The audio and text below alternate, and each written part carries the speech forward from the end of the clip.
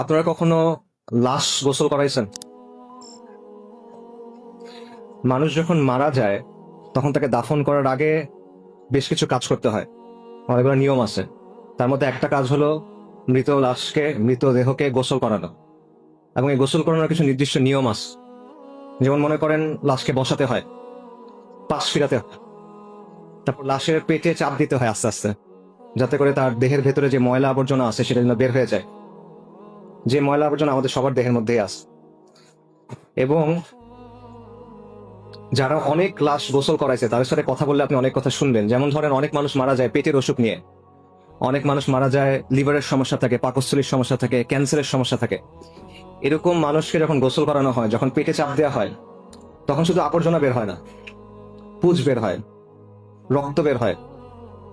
অনেক সময় শরীরের ভেতরে যে অঙ্গ ছিল লিভার, এটা গলে বের হয়ে আসে। অনেক সময় খণ্ড বিখণ্ড হয়ে বের হয়ে আসে, অনেক দুর্গন্ধ হয়। তখন আমরা মৃত্যু জিনিসটাকে অনেক পবিত্রতা দেওয়ার চেষ্টা করি। বিশেষ করে মৃত মানুষকে, আসলে মৃত্যু না, মৃত মানুষকে আমরা সম্মানিত করার চেষ্টা করি, তার উপর একটা পবিত্রতা দেওয়ার চেষ্টা করি। বিশেষ করে সেই মানুষটা যদি বিখ্যাত কোনো মানুষ হয়, নামি দামি কোনো মানুষ হয়, ক্ষমতাবান কোনো মানুষ হয়, কোনো নেতা হয়, তখন আমরা এটাকে অনেক সম্মানজনক কিছু একটা হিসেবে দেখানোর চেষ্টা করি। কিন্তু আপনি যদি ওই মানুষটাকে যখন গোসল করানো হচ্ছিল তখন দেখতেন, তখন আপনার কাছে মনে হবে না যে এই বিষয়টা সম্মানজনক, আপনার তখন করুণা হবে তার জন্য। মানুষ দুনিয়াতে নিজেকে অনেকভাবে উপস্থাপন করে। আমরা নিজেদেরকে অনেক বড় কিছু হিসেবে দেখাই, আমরা নিজেদেরকে অনেক সম্মানিত কিছু হিসেবে দেখাই, আমরা নিজেদেরকে অনেক পবিত্র কিছু হিসেবে দেখাই। আমরা আমাদের চারপাশে একটা খোলস তৈরি করি, কিন্তু মৃত্যু এই সবগুলা খোলস সরায় দেয়। আমাদের যত পোশাক আছে, যত আবরণ আছে, যত অলংকার আছে, যত সাজসজ্জা আছে, সবকিছু মৃত্যু সরায় ফেলে এবং আপনাকে দুনিয়ার সামনে একদম উন্মুক্ত করে দেয়। কিন্তু এই বিষয়টা আমরা মাথায় রাখি না। আমরা দুনিয়ার জন্য ক্রমাগত ছুটতে থাকি, দুনিয়ার জন্য ক্রমাগত ফিকির করি, দুনিয়ার জন্য ক্রমাগত কাজ করি। আমাদের সব চিন্তা দুনিয়া নিয়ে, যে দুনিয়াতে আমার জীবনটা কিভাবে আরো কমফোর্টেবল হবে, আরামদায়ক হবে, দুনিয়াতে আমার জীবনটা কিভাবে আরো সম্মানজনক হবে, দুনিয়াতে আমার জীবনটা কিভাবে আরো সচ্ছল হবে, দুনিয়াতে আমার জীবনযাপনের স্টাইলটা, মানে লাইফস্টাইলটা কিভাবে আরো উন্নত হবে, কিভাবে আমি অমুক জিনিসটা কিনবো, কিভাবে আমি অমুক জিনিসটা ব্যবহার করব, কিভাবে অমুক জায়গায় যাব। সব চিন্তা ভাবনা আমাদের এই জায়গা নিয়ে। কিন্তু যে জিনিসটা আপনার কাছে আসতেছে, মৃত্যু, ওই মৃত্যুটা যে সম্মানজনক হবে আপনার, ওই মৃত্যুর পরে যে জীবনটা আপনার জন্য অপেক্ষা করতেছে, সেটা যে সম্মানজনক হবে কিনা, সেটা নিয়ে আমরা একেবারেই চিন্তা করি না। আমরা এটা নিয়ে একেবারে গাফেল, উদাসীন।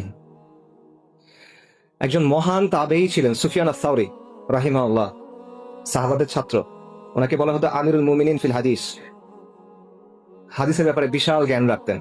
ওনাকে একজন এসে প্রশ্ন করছে, ইয়া আবু আব্দুল্লাহ, ওনার কুনিয়া আবু আব্দুল্লাহ, দুনিয়ার জন্য কিভাবে প্রস্তুতি নিব বলেন, আখিরাতের জন্য কিভাবে প্রস্তুতি নিব বলেন। সুফিয়ান সাওরী বলছেন, দুনিয়াতে যে পরিমাণ সময় থাকবা সেটা অনুযায়ী দুনিয়ার জন্য কাজ করো, আখিরাতে যে পরিমাণ সময় থাকবা সেটা অনুযায়ী আখিরাতের জন্য কাজ করো। দুনিয়াতে কতদিন থাকবেন বলেন? 80 বছর সর্বোচ্চ, 100 বছর, 120 বছর সর্বোচ্চ, নাকি? আখিরাতে কতদিন থাকবেন? 1000 বছর, 10,000 বছর, 1,00,000 বছর, চিরন্তন, চিরস্থায়ী, খালিদিনা ফিহা আবাদা। দুনিয়ার জীবন হলো ক্ষণস্থায়ী, আখিরাতের জীবন হলো চিরস্থায়ী। কিন্তু আমরা আখিরাতের জীবনটা নিয়ে চিন্তা করি না।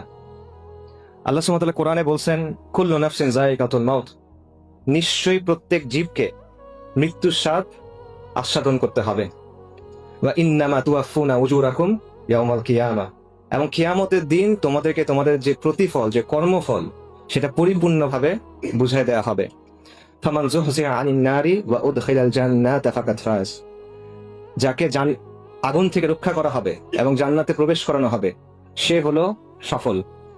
ওয়ামাল হায়াতুদ দুনিয়া ইল্লা মাতাউল গুরুর, এই দুনিয়ার জীবন হলো ছলনাময় ভোগ, ছলনা, প্রতারণাময় একটা ভোগ, এটা ছাড়া আর কিছুই না। সূরা আলে ইমরানের আয়াত।